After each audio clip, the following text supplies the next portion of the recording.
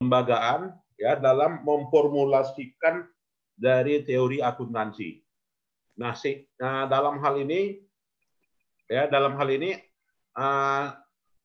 suatu hal yang alamiah ya dari standar akuntansi gitu ya, itu biasanya mencakup tiga poin gitu ya.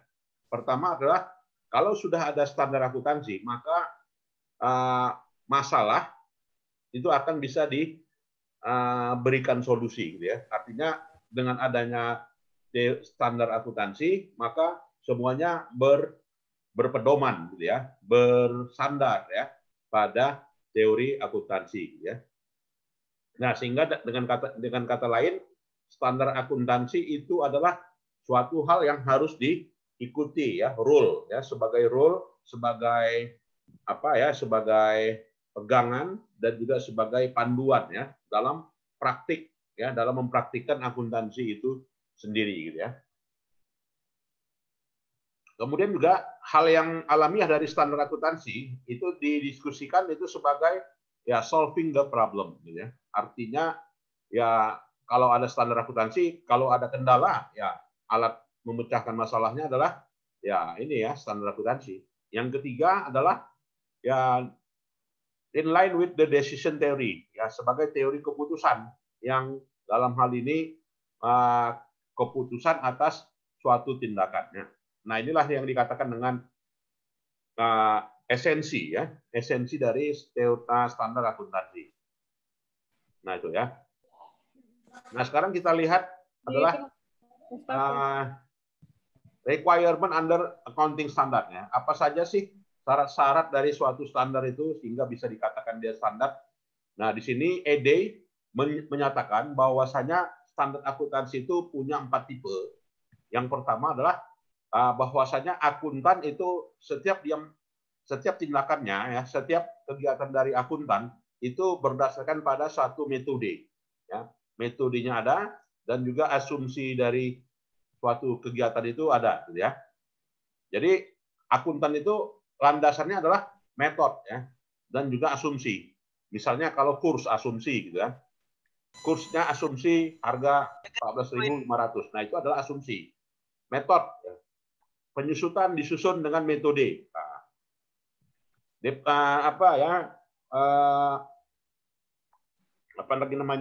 Penilaian persediaan ya. Penilaian persediaan dengan metode FIFO ya kan. Nah, itu artinya akuntan itu selalu menjunjung namanya metode dan juga asumsi ya. Makanya kalau dia metode dan juga asumsi, ya ekonom juga berasumsi gitu ya. Ekonom juga asumsi, akuntan juga berasumsi. Makanya akuntan itu dengan ekonom itu semakin pendek asumsinya, ya semakin pendek prediksinya, maka semakin besar nilai prediksinya. Ya? Misalnya kondisi ekonomi, gitu ya. Nah, ada nggak orang ekonom yang bisa memprediksikan 2 tahun ke depan atau 3 tahun ke depan? Ya jarang ya, jarang ya. Artinya selalu prediksi itu setahun ke depan. Ya gimana sih tahun 2021? Jarang ya ekonom menyatakan prediksinya gimana sih ekonomi tahun 2022 ya. Jarang ya. Artinya apa? Ya semakin rentangnya pendek, maka asumsinya makin kuat gitu ya. Metodenya juga makin kuat. Nah itu. Kemudian tujuan yang ingin dicapai yaitu adalah uniformity. Ya, artinya kesamaan. Kesamaan dari apa? Kesamaan pernyataan, yaitu pernyataan akuntansi. Nah, kalau sudah ada standar, maka pernyataannya sama ya. Tuh. Kemudian esensi dari standar akuntansi yang lainnya adalah pengungkapan secara spesifik, ya. Pengungkapan secara spesifik itu berlandaskan pada pertimbangan yang diambil, gitu ya. Nah, jadi itu. Yang keempat adalah aspek-aspek secara implisit maupun juga secara eksplisit gitu. Itu punya nilai ya dan juga punya determinasi, terutama dalam hal aset dan juga pendapatannya. Nah, kemudian reason for establishing standard ya, alasan bahwasanya standar itu harus ada, di mana yang terkait dengan informasi ya, Jadi informasi posisi keuangan, kinerja, dan juga hal yang dalam hal ini conduct ya, kandungan ya itu harus ada ya, maka standar itu akan ada. Kemudian juga provide public accountant ya, ketersediaan akuntan publik ya sebagai seorang wasit ya, boleh dikatakan ya, akuntan publik itu wasit. Nah, karena dia sebagai wasit ya, sebagai pemberi guidelines ya, sebagai pemberi rule dalam suatu tindakan akuntansi, maka akuntan itu sebagai orang yang independen ya, akuntan publik terutama ya. Kemudian juga to provide ya, menyediakan database ya bagi pemerintahan yang terkait dengan variabel-variabel yang esensi, mulai dari aspek perpajakan, kemudian regulasi perusahaan ya, perencanaan, regulasi ekonomi, dan juga efisiensi ekonomi dan aspek-aspek sosial lainnya. Kemudian standar itu juga ada ya terkait dengan sesuatu yang dianggap punya kepentingan, prinsip kepentingan ya. Prinsip kepentingan dan teori akuntansi itu selalu berlandaskan pada accounting discipline interest ya, suatu hal yang menarik ya, disiplin ilmu yang menarik gitu ya. Nah, inilah sehingga standar itu ada ya, sehingga kita lihat IFRS itu harus ada. Kalau kita nggak pakai IFRS ya omong kosong gitu ya, atau juga kita nggak pakai SAK ya, maka itu. Nah, jadi memang profesi akuntansi gitu ya, ini sebenarnya profesi yang bagus gitu ya. Ya itu tadi, akuntan itu bertindak ya ada apanya, ada aturannya, ya kan? Ada aturannya. Aturannya apa? Ya kalau misalnya internal menjadi sebagai internal auditor, apa pegangannya? SAK gitu kan. Kalau misalkan sebagai auditor publik, akuntan publik, apa pegangannya? Ya pegangannya adalah SPAP gitu kan, standar audit gitu kan. Nah itu. Jadi memang profesi akuntansi itu punya standar ya. Jadi pendekatan akuntansi, kebijakan akuntansi ya terkait dengan aspek-aspek yang perlu diapakan ya. Nah, kebijakan yang dalam hal ini harus ada adalah faithfulness approach, ya. Artinya representasi kejujuran, ya, pendekatan kejujuran. Ya, dalam hal ini adalah sebagai suatu proses yang harus disetting dalam proses ya penyajian dan juga proses pelaporannya. Kemudian kebijakan akuntansi itu punya implikasi. Implikasinya adalah implikasi ekonomi, gitu ya. Setiap yang dilaporkan, ya, setiap yang disajikan itu dampaknya kemana? Dampak ke moneter, ya, dampaknya ke ekonomi konsekuensi. Nah, jadi di situ adopsi dari standar ya dampaknya kemana? Ke ekonomi ya. Makanya bukan dampaknya ke sosial ya, tetapi dampaknya ke aspek ekonomi. Akuntan itu berpraktik dampaknya ke ekonomi ya. Ya, dampaknya sistematis katanya. Ya, akuntan itu beropini ya dampaknya ke ini gitu ya, ke keberlangsungan organisasi ya. Jadi bukan lagi ke sosial. Ya, kalau sosial makanya peranan akuntan itu besar ya.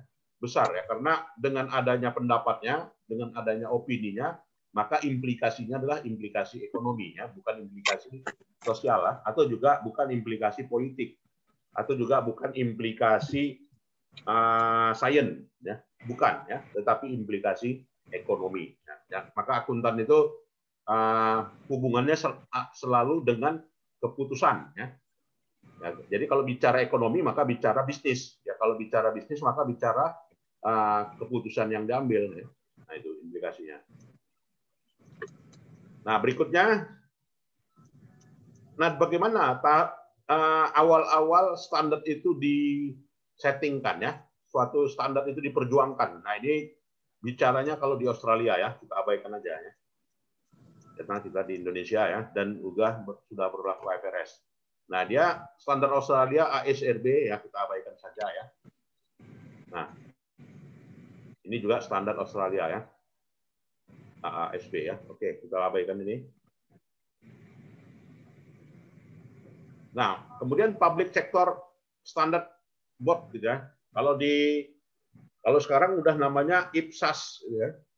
Nah, tapi di awal-awal IPSAS itu ada gitu ya, terutama untuk public sector accounting standard ya, untuk akuntansi yang beroperasi di dalam sektor publik gitu ya.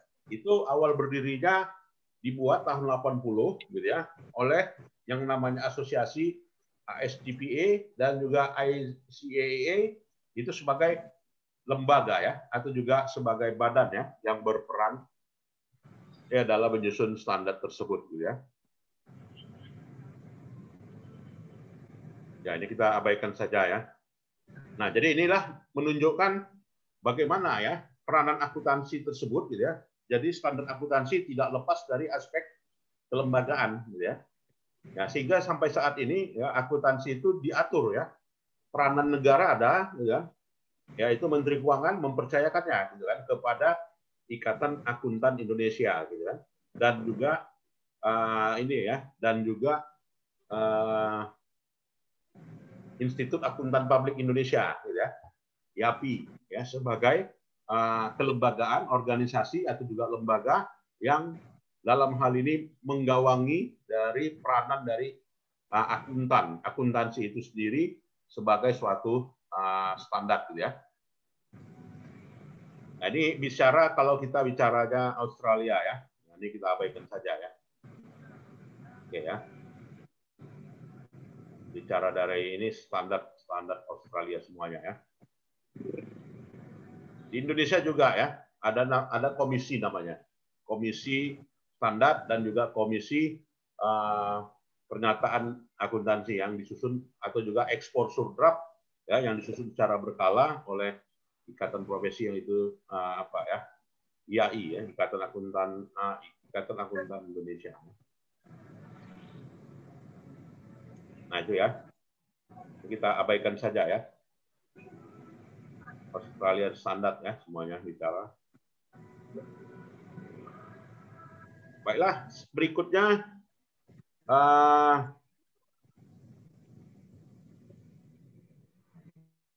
public accounting firm ya. Ya, jadi di sini public accounting firm ya itu ada yang namanya EY ya, Ernst & Young ya, kemudian juga Arthur Andersen ya. Arthur Andersen masih ada. Udah nggak ada lagi ya, kalau nggak salah ya. Dia tinggal Ernst & Young ya. Kemudian juga KPMG ya. Ya, Pricewaterhouse ya, Deloitte ya, ini masih ada ya. Jadi sekarang menjadi Big Four ya.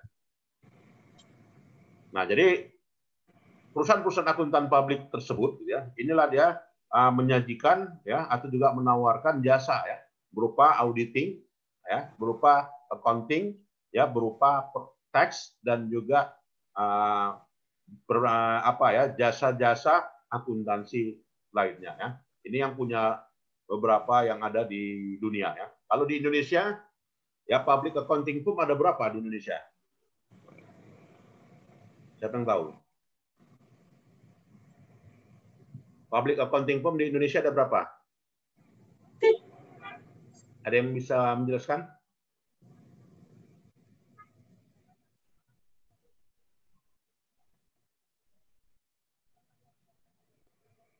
Ada berapa kantor akuntan publik di Indonesia?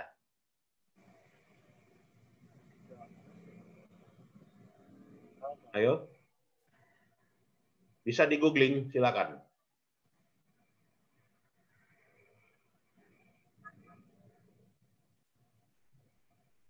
Ya, ada berapa kantor akuntan publik di Indonesia?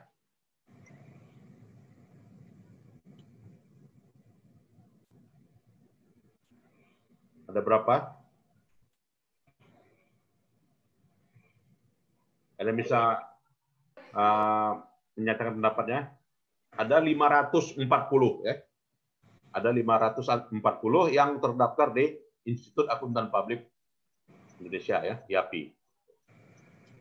Jadi dalam hal itu keberadaan dari public accounting firm tersebut gitu ya, itu berhubungan dengan ya jasa-jasa yang ditawarkannya. Jadi jasanya artinya berhubungan langsung kepada pemegang saham ya, kepada kreditur ya kepada manajemen perusahaan, ya kemudian pada asosiasi pekerja, kemudian juga kepada otoritas pajak dan juga kepada pelanggan ya atau pengguna yang lainnya. Dan juga secara tidak langsung laporan yang dihasilkan yaitu digunakan ya oleh pihak-pihak, apakah dia analis keuangan, kemudian otoritas bursa efek, pengacara, ya kemudian juga regulator, kemudian juga financial press, kemudian juga trade association. Nah, jadi sangat luas sekali gitu ya. Sangat luas sekali pengguna dari informasi akuntansi tersebut. Siapa-siapa saja para penggunanya ya. Jadi different user maka different needs gitu ya. Artinya memang kepentingannya beda-beda ya. Kalau misalkan pasar modal laporan akuntan publik untuk apa ya, mereka beda ya kepentingannya dengan misalnya pemegang saham ya, atau juga misalnya dengan pajak ya. Kantor pajak itu butuh laporan keuangan untuk apa ya, ada kepentingan mereka gitu ya. Kemudian juga otoritas pasar modal menggunakan laporan keuangan ya tentu saja ada kepentingan mereka. Nah, sehingga dalam hal ini ada 3 ya, bahwasannya tujuan dari laporan keuangan itu, yaitu pertama sebagai general purpose ya, sebagai tujuan umum, kemudian sebagai tujuan khusus, specific purpose, dan juga pengungkapan yang berbeda, di mana perbedaannya adalah berdasarkan pada gambaran dari setiap user itu masing-masing. Ya. Nah, kemudian juga dalam melakukan apa ya, artinya praktik akuntansi itu tidak lepas dari yang namanya formulasi teori, gitu ya. Artinya teori-teori akuntansi itu merupakan kepompong, ya. Artinya merupakan cikal bakal sehingga nantinya lahirlah aturan, ya. Sehingga lahirlah apa ya, aturan baku, gitu ya. Artinya itu semuanya dari mana? Ya dari teori. Nah, jadi memang teori-teori tersebut ya punya apa ya? Punya 2 kategori, yaitu kategorinya adalah public interest theory, ya teori kepentingan publik, dan juga terkait dengan teori kepentingan grup ya, kelompok. Nah, jadi 2 kategori ya teori tersebut ya dampaknya kepada publik dan juga pada kelompok ya. Nah, kemudian juga beberapa argumen yang terkait dengan regulasi apa ya, akuntansi tersebut, bahwasanya argumennya yang terkait dengan unregulated market. Nah, apakah pasar yang tidak dalam hal ini yang merupakan kategori unregulated market itu bisa merupakan suatu hal yang praktik dari yang namanya agency theory, ya. Nah, di sini agency theory itu dikatakan sebagai suatu grand theory gitu ya, nenek moyangnya teori. Nah, jadi agency theory itu secara eksplisit itu menunjukkan apa ya, hubungan yaitu antara prinsipal dengan agent, gitu ya. Bagaimana antara prinsipal dengan agent itu atas informasi, gitu ya. Nah, jadi di situ yang menggambarkan hubungan antara agensi dengan teori itu yaitu antara manajemen itu sendiri dengan pemegang saham ya, sebagai dari bagian dari agency teori ya. Jadi kalau mahasiswa nanti nyusun tesis gitu ya, teorinya apa, bab 2 gitu kan. Nah, nanti mahasiswa nyusun grand teori saya agensi, middle teorinya adalah legitimacy teori, applied teorinya adalah birokrasi teori. Nah, seperti itu ya. Jadi perusahaan itu secara sukarela ya menyajikan insentif gitu ya terhadap suatu sumber daya yang dikatakan sumber daya yang terbatas, sehingga dengan adanya sumber daya yang terbatas tersebut bisa tergambarkan dengan yang dilaporkannya, yang dibuat dalam laporannya. Jadi laporannya tersebut itu bisa menimbulkan persepsi, ya. Artinya bisa diinterpretasikan suatu kabar yang baik atau juga suatu kabar yang buruk, gitu ya. Nah, jadi memang implikasi dari laporan akuntansi itu memang sangat besar, ya. Apalagi tadi katanya argumennya adalah argumen pada sisi unregulated market, ya. Nah, jadi pada sisi unregulated market di situ, ya bahwasanya kewajiban atau juga pengungkapan dari suatu laporan itu yang dalam hal ini semuanya dikendalikan oleh yang namanya owners, ya. Nah, kalau misalnya dalam suatu pasar, ya, yang dalam hal ini kategorinya adalah regulated market, ya, artinya yang taat hukum, ya, yang taat aturan, maka terkait dengan kondisi yang seperti ini adalah, ya, a firm reluctant to disclose information about itself.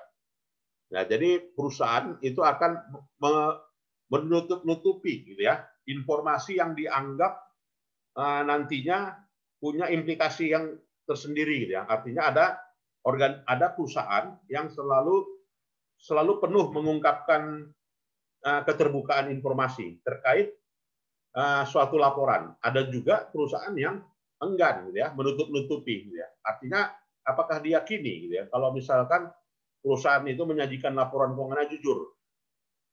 Ya, kalau menurut saya ya tidak mungkin, gitu ya. Pasti ada sesuatu yang disembunyikannya, kan, gitu ya. Karena apa tadi? Kenapa bisa demikian? Kenapa tidak bisa 100% laporan keuangan itu adalah benar? Ya, disebabkan tadi adanya kepentingan tadi, ya, agency teori tadi, yang menyatakan hubungan antara agent dengan prinsipal, ya. Prinsipal selalu ingin menunjukkan kinerja bagus, gitu ya. Sementara kalau dia agent, ya, kalau sebagai prinsipal, ya, kalau dia kinerja bagus maka return kepada saya harus tinggi, gitu ya. Nah, sementara agent itu sendiri tidak mampu melakukan hal itu. Maka dalam hal ini ada yang namanya ini, ya, penyajian informasi yang tidak jujur. Maka dalam apa, ya, di dalam riset-riset akuntansi itu menimbulkan ada isu topiknya yang namanya income smoothing, gitu ya, perataan laba, gitu kan, atau juga kajian earning management, itu kan semuanya menunjukkan kebijakan manajemen, gitu kan, supaya dianggap sebagai suatu praktik window dressing yang dianggap praktik apa, gitu ya, praktik yang suatu praktik oleh manajemen yang akan menimbulkan suatu tindakan positif, ya, oleh pemegang saham, gitu ya. Nah, jadi itulah apa, ya, argumentasi bahwasanya posisi laporan keuangan tersebut, gitu ya, memang ya apa, gitu ya, sesuai dengan kepentingan si penggunanya. Kemudian juga three market approach, gitu ya. Nah, jadi untuk pasar yang bebas bagaimana?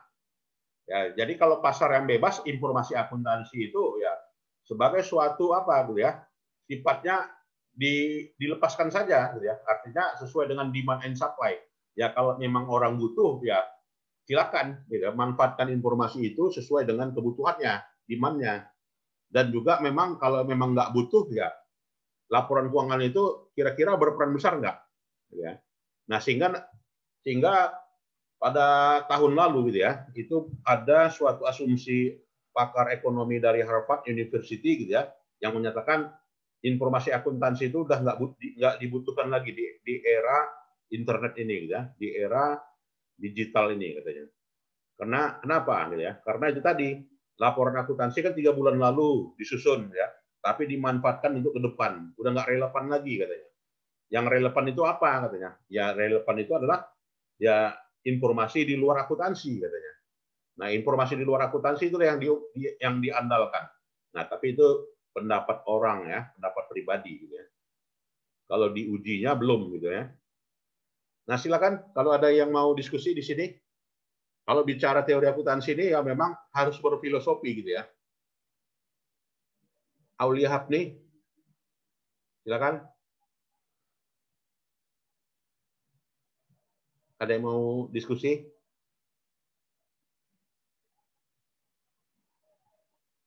Oke, kita lewatkan, ya.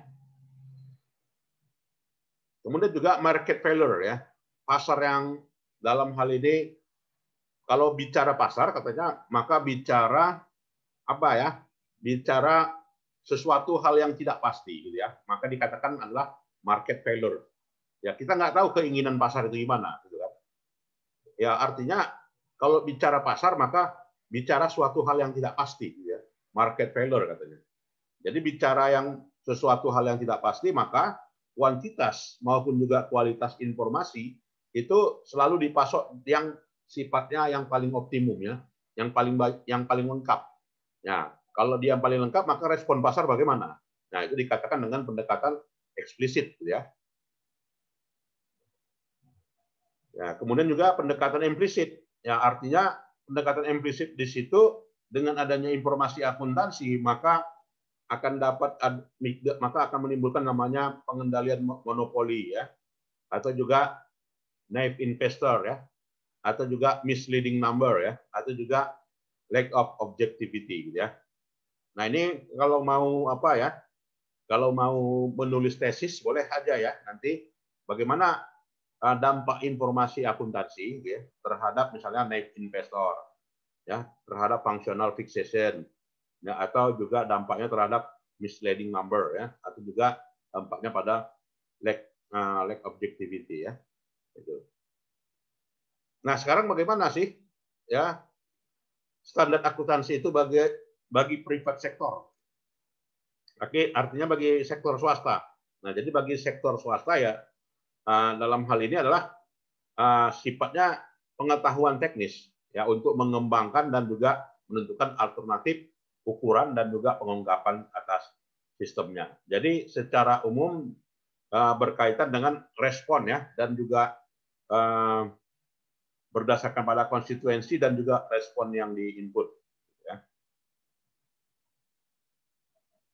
Artinya apa? Ya, dengan kata lain, akuntansi standar itu bagi sektor swasta ya diperlukan, ya sebagai suatu hal standar, apalagi pada sektor publik, ya. Jadi pada sektor publik, ya, terkait dengan kepentingan publik itu sendiri, ya.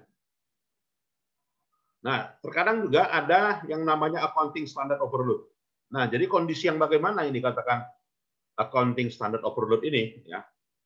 Ya, accounting standard overload apabila too many standard, ya, terlalu banyak standar. Jadi kalau terlalu banyak aturan pun orang nggak suka, ya. Kalau misalnya aturannya juga tunggal juga nggak bagus, ya. Ya, artinya standar itu idealnya tidak banyak sekali dan juga tidak sedikit, gitu ya. Nah, ini dikatakan dengan accounting standard overload, ya, terlalu banyak standar atau juga terlalu detail standar. Jadi ada apa ya, interpretasi, gitu ya. Ada dari standar, lalu ada interpretasi, ada pernyataan, gitu ya. Kemudian juga no rigid standard. Ya, itu dikatakan dengan accounting standard overload, ya. Nah, kemudian juga dampak, ya, bagaimana terjadinya dampak kalau misalkan begitu banyaknya standar, ya, sehingga menimbulkan yang namanya standar overload tersebut. Ya, maka akuntan itu akan kehilangan, ya, kehilangan suatu job khususnya disebabkan karena terlalu begitu banyaknya data yang harus dibutuhkan yang terkait dengan standar tersebut. Begitu juga audit itu akan cenderung salah karena akan menghasilkan bahwasanya prosedur audit yang melenceng dari yang sesuai dengan ada dasarnya, ya. Kemudian juga kompleksitas regulasi akuntansi itu akan tidak sesuai, ya. Jadi solusinya atas standar overload itu bagaimana? Ya tidak ada perubahan, ya, dalam beberapa kurun waktu. Kemudian juga kalau misalkan ada perubahan, ya perubahannya harus seragam, ya. Nah, itu. Nah, silakan ada yang mau kita diskusikan pada topik yang ini.